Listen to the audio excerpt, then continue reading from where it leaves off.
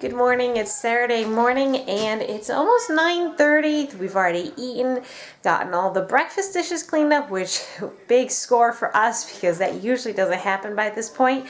And I am just taking care of some laundry issues and I'll show you what I'm doing. Being pregnant, I have a limited amount of clothing and I had some little spots. Well, these aren't the spots, this is what I treated it with, but just little spots from cooking some bacon.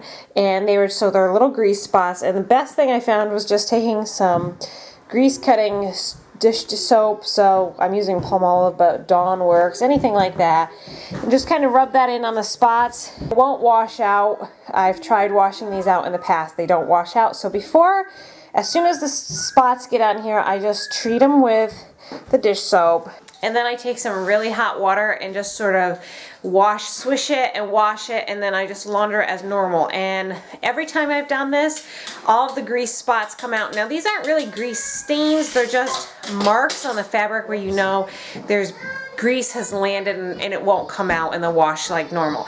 I don't know if this would work if there was an actual grease stain, but for like bacon grease and things like this is my go-to way because we eat a fair amount of bacon. I'm always cooking it and I inevitably splatter on myself even when I wear an apron.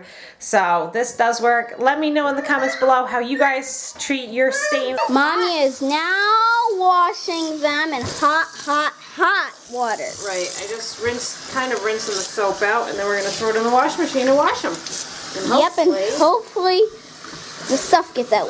I think it will. It always does.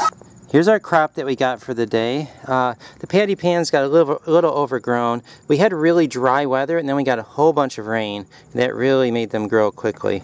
And this was 2 days. Yeah, this is just 2 days worth here. And our first tomato of the year, not looking too good. Tomatoes were very late this year, but as you can see, we are probably going to get a whole bunch of tomatoes this year. They're looking very good.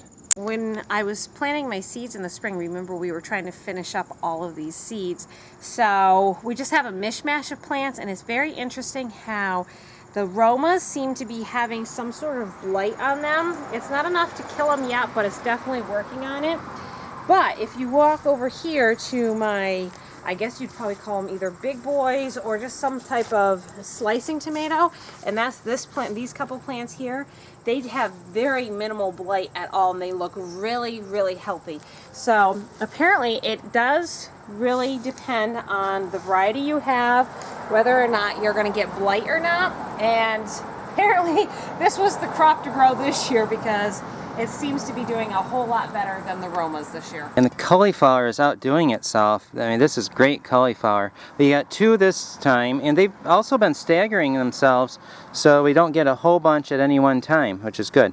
And then the cucumbers, well, we missed a few, and they really got big because of the rain. And we should have enough to make some more pickles. The banana peppers look like they do well no matter what kind of season, like if it gets dry or not, because look at how that's produced. Obviously I think these are, if I remember right, I think these are pimentos, even though they look like regular peppers. I think these are pimentos.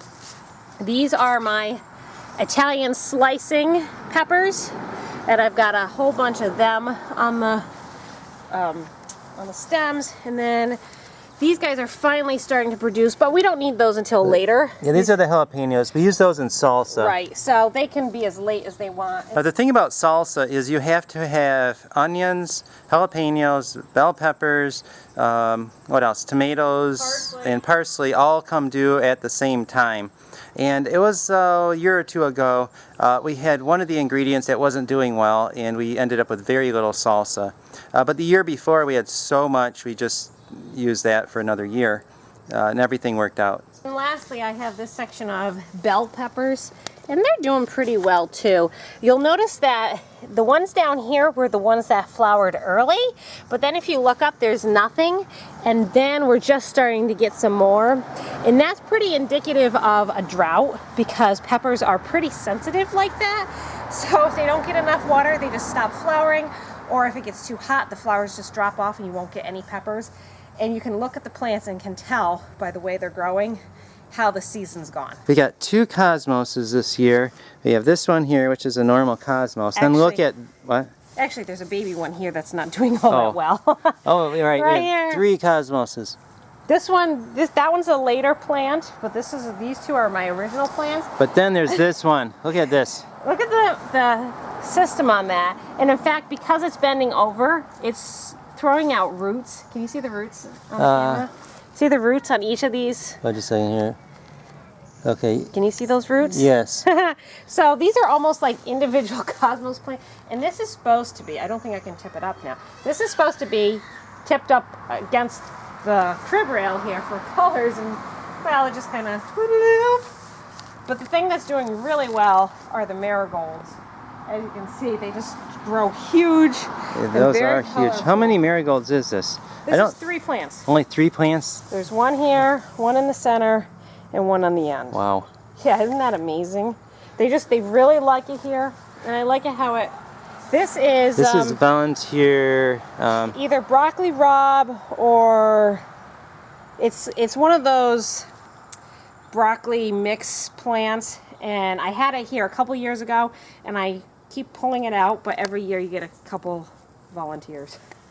And then you have your basil here and the peppers. But I love the marigolds because it just kind of, I need to weed here. It just sort of frames the beginning of the garden and just makes it look a little bit prettier when you're looking over here, because if you look, it's just like all this green stuff. It's just nice to have flowers on either end, and they say the flowers are really good for the plants too, so it's not like I'm being totally vain about it. It serves a purpose.